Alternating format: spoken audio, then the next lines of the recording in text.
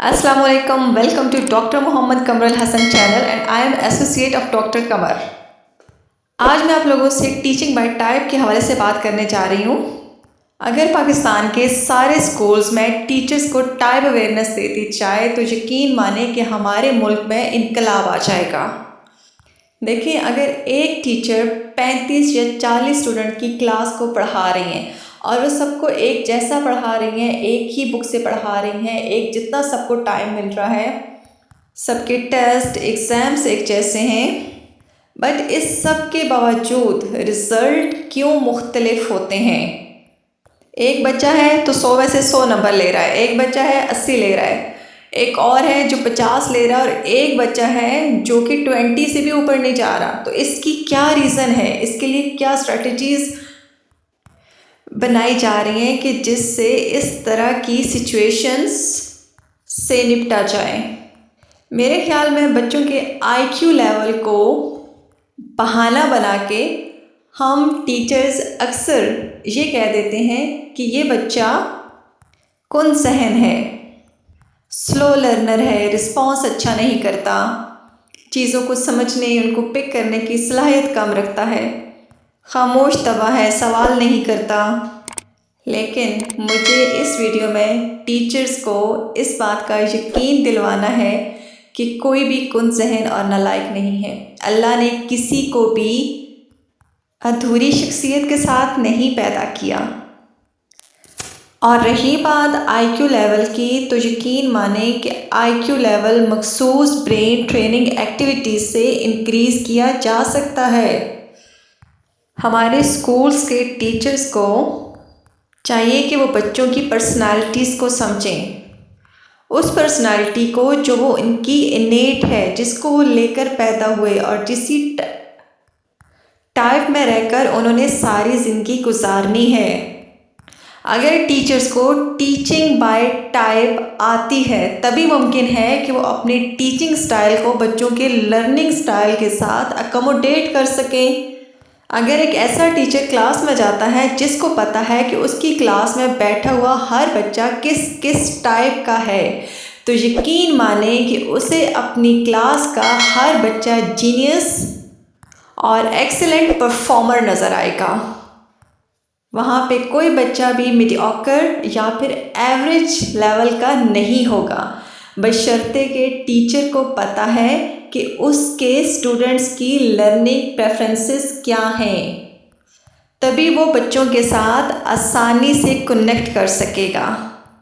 بچوں کے ساتھ اپنی ایفیکٹو ریچ کے ساتھ ساتھ ان کی بہترین ڈیولپمنٹ کرے گا. باحثیت ٹیچر میں یہ بات ایڈمٹ کرتی ہوں کہ ہر بچہ فطری طور پر بہترین خالق کی بہترین تخلیق ہے. ہر بچے کو اس دنیا میں ایکسیلنس کے لیے بھیجا گیا ہے.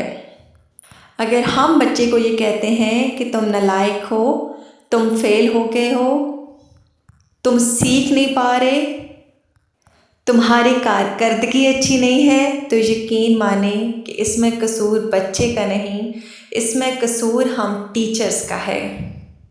ایک ٹیچر کو اگر اپنی ٹائپ پتہ ہے، اپنے اسٹوڈنٹس کی ٹائپ پتہ ہے، تبھی وہ کلاس میں اپنی ٹائپ سے بالا تر ہو کر، اپنی ٹائپ کے اثار سے نکل کر، بچوں کے لیول پہ جا کر ان کی انڈیویجویلٹی اور انفرادیت کو سمجھتے ہوئے بہترین تعلیم دے سکتی ہے یا سکتا ہے. دیکھیں، اگر ایک ٹیچر کی پرسنالٹی ESTJ ہے تو لازمی نہیں کہ اس کے سامنے بیٹھے ہوئے سب اسٹوڈنٹس ESTJ ہوں گے. ہر اسٹوڈنٹ کا لرننگ اینڈ پرسیونگ ایک دوسرے سے مختلف ہے. اب آپ خود اس سوال کا جواب دیں کہ اگر ایک ٹیچر کو یہ نہیں پتہ کہ اس کے سامنے بیٹھے ہوئے بچے 16 اقسام کے ہیں، 16 فطرت کے مالک ہیں، تو وہ کس طرح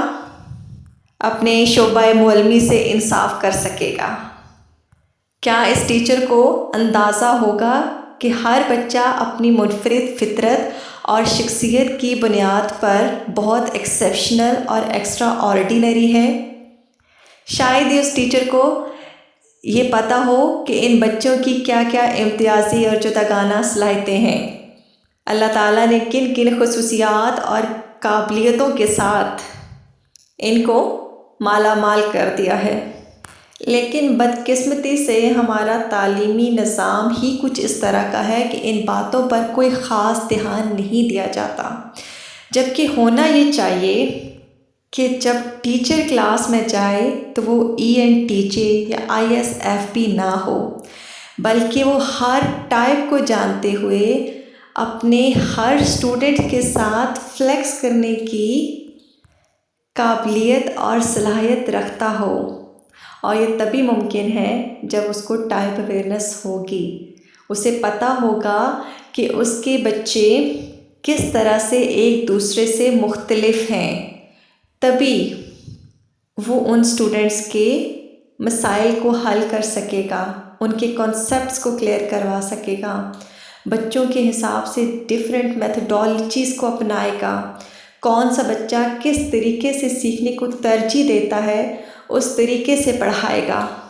دیکھیں، اگر ایک ٹیچر کلاس میں جا کے ایک ہی طریقے سے ہر روز پڑھا رہا ہے، جو اس کی اپنی پریفرنسز ہیں، جو اس کا اپنا ایک اسپیسیفک ٹیچنگ سٹائل ہے، وہ اسی کے اکارڈنگ جا کے اپنا روٹین کا لیکچر ڈیلیور کر رہا ہے، اسی حساب سے بچوں کی اسسمنٹ لے رہا ہے، اسی حساب سے بچوں کو ایویلویٹ کر رہا ہے، اسی حساب سے بچوں کے ساتھ کمیونیکیٹ کر رہا ہے، تو اس کی مثال ایسے ہی ہے کہ ایک چراغ کو آپ کمرے میں ایک کونے میں رکھتے ہیں، اب اس چراغ کا فائدہ پورے کمرے میں نہیں ہو رہا، ایک محدود سا کمرے کا حصہ ہے جو اس سے مستفید ہو رہا ہے۔ اب ایک ٹیچر جو کہ اپنی ٹائپ کے حصار میں بند ہے، اپنی ٹائپ کی قید میں ہے، تو وہ کیسے اس قید سے نکل کے اپنی کلاس میں بیٹھے ہوئے سب بچوں کو مستفید کر سکتا ہے؟ اس سے تو صرف وہی بچے استفادہ اٹھائیں گے نا جو اس کی ٹائپ کے ہوں گے، جن کی لرننگ پریفرنسز وہی ہوں گی جو پڑھانے والے کی ہیں، تو باقی کے 15 اقسام کے اسٹوڈنٹس تو رل گئے۔ پھر یہاں پر میں آپ کو ایک بہت بڑے معجزہ ایڈیسن کی کہانی سنانا چاہوں گی۔ ایڈیسن جس کی وجہ سے آج بلب کی روشنی ہے، کبھی اس کو اسکول سے نکال دیا گیا تھا کہ یہ بہت ہی کند ذہن اور نالائق ہے، اور اس میں سیکھنے اور سمجھنے کی کوئی صلاحیت نہیں۔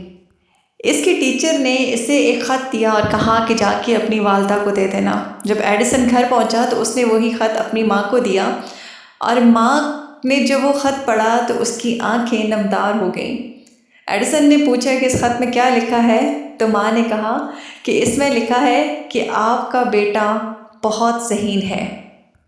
اور ہمارے اسکول میں اتنے قابل اساتذہ ہی نہیں جو آپ کے بچے کو پڑھا سکیں، تو آپ اس بچے کو گھر پہ رکھیں اور خود پڑھائیں۔ جبکہ اس خط میں ایسے نہیں لکھا تھا، اس خط میں یہ لکھا تھا کہ آپ کا بچہ اس قابل نہیں کہ اسے ہم اسکول میں رکھیں۔ لیکن اس ماں نے صحیح پڑھا تھا، اس غلط تحریر کو اس نے جس ٹھیک طریقے سے پڑھا، وہ چیز آگے چل کر ثابت ہو کے رہی۔ ایڈیسن نالائق اور کند ذہن نہیں تھا، کیونکہ اس نے تو آگے چل کے ہزاروں ایجادیں کی، فوٹوگراف، مائکروفون، ہیمیوگراف، اور سب سے بڑی نعمت بجلی کا بلب ایڈیسن نے ایجاد کیا۔ تو پھر ثابت ہو گیا کہ کوئی بھی